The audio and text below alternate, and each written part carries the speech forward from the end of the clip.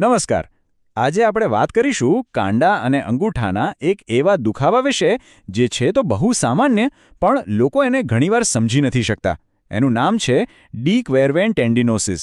ચાલો એને બરાબર સમજીએ. ક્યારે અંગૂઠાના એકદમ મૂળ પાસે એકદમ તીવ્ર દુખાવો અનુભવ્યો છે? ખાસ કરીને જ્યારે ફોન વાપરતા હોય કે પછી કોઈ વસ્તુ પકડવાની કોશિશ કરો ત્યારે? જો જવાબ હા હોય તો આ સમજૂતી ખૂબ જ કામ લાગવાની છે. ખબર છે, આ તકલીફ એટલી બધી કોમન છે ને કે એના મસ્ત નિકનેમ પણ પડી ગયા છે, જેમ કે ટેક્સ્ટિંગ થંબ. કેમ? કારણ કે કલાકો સુધી ફોન પર ટાઈપ કરવાથી આ દુખાવો થાય છે. અને બીજું નામ છે મધર્સ રિસ્ટ, કારણ કે જે નવી માતાઓ હોય જે બાળકને વારંવાર ઉપાડે એમને પણ આ તકલીફ બહુ થાય છે. તો આજે આપણે શું જોવાના છીએ? પહેલાં તો સમજીશું કે આ દુખાવો આખિર છે શું, પછી એના કારણો અને લક્ષણો શું છે એ જાણીશું. એક મસ્ત ઘરેલું ટેસ્ટ પણ છે જેનાથી જાતે ચેક કરી શકાય. અને હા, એની સારવાર અને એનાથી બચવાના ઉપાયો વિશે પણ વાત કરીશું. તો ચાલો શરૂ કરીએ પહેલા પોઈન્ટથી. સૌથી પહેલા એ જ સમજીએ કે આ દુખાવો ખરેખર છે શું, એનું મૂળ ક્યાં છે. જો ડી ક્વેરવેન ટેન્ડિનોસિસ નામ થોડું અઘરું છે પણ વાત સિમ્પલ છે. આપણા કાંડામાં અંગૂઠાની બાજુએ અમુક ટેન્ડન્સ એટલે કે સ્નાયુબંધ હોય છે. એમાં સોજો આવી જાય છે. આ ટેન્ડન્સ છે ને એ એક નાની ટનલમાંથી પસાર થાય છે.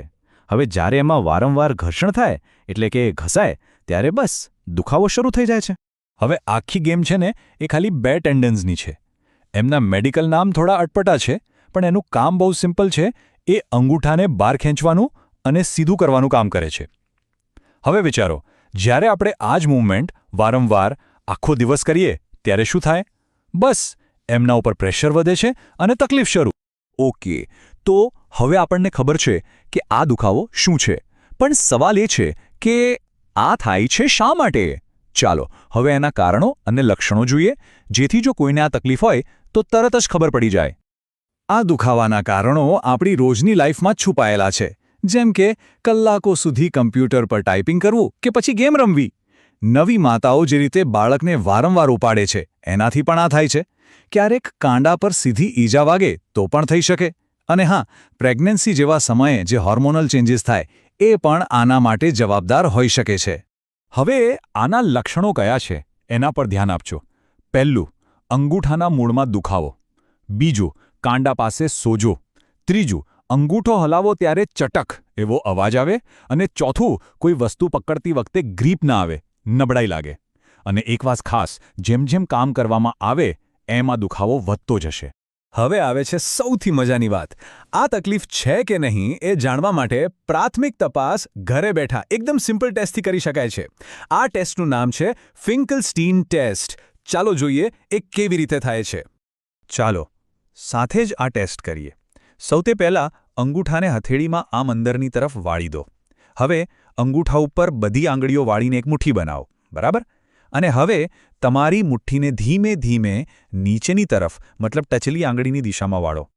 હવે જો આમ કરતી વખતે કાંડામાં અંગૂઠાની સાઈડ પર જોરદાર દુખાવો થાય તો સમજી લેવાનું કે ટેસ્ટ પોઝિટિવ છે.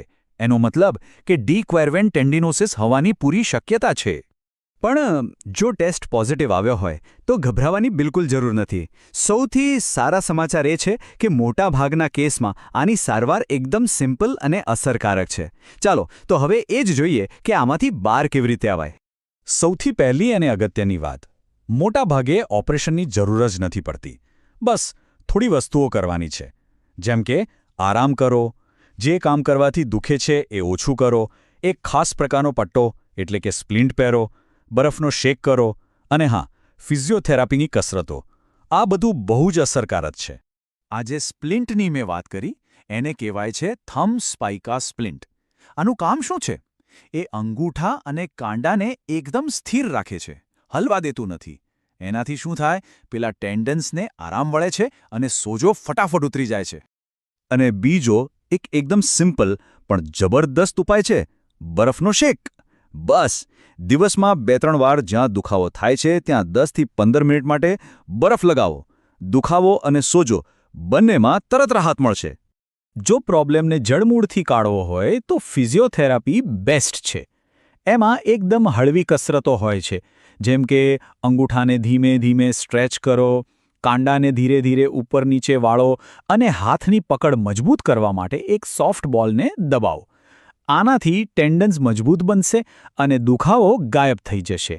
આપણે બધા જાણીએ છીએ કે prevention is better than cure. તો ચાલો હવે સૌથી અગત્યના સવાલ પર આવીએ કે આ દુખાવો ફરીથી ન થાય એના માટે શું કરવું? લાંબા સમય સુધી આનાથી કેવી રીતે બચી શકાય? થોડી સિમ્પલ ટિપ્સ છે, એને ફોલો કરો. જો કોઈ કામ લાંબા સમય સુધી કરતા હો તો વચ્ચે બ્રેક લેતા રહો. બની શકે તો એર્ગોનોમિક કીબોર્ડ અને માઉસ વાપરો. જો ઘરમાં નાનું બાળક હોય તો એને ઉપાડતી વખતે ખાલી અંગૂઠા પર વજન ના આપો, આખી હથેળીનો સપોર્ટ લો. અને સૌથી જરૂરી, જેવો દુખાવો શરૂ થાય એવું લાગે તરત જ બરફ લગાવી દો.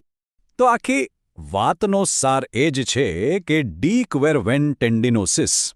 ભલે દુખાવો બહુ કરે, પણ એ એવી તકલીફ છે જે યોગ્ય કાળજી, થોડો આરામ અને ફિઝિયોથેરાપીથી 100% મટી શકે છે. એટલે ચિંતા કરવાની કોઈ વાત નથી. હવે જ્યારે આપણે આ બધા જોખમો વિશે જાણીએ છીએ, ત્યારે એક સવાલ તો મનમાં થાય જ છે. શું આપણે આપણી રોજની આદતોમાં નાના નાના ફેરફાર કરીને આવી મોટી તકલીફોથી બચી શકીએ? કારણ કે અંતે તો આપણું સ્વાસ્થ્ય આપણી નાની નાની આદતો પર જ ટકેલું છે, ખરું ને?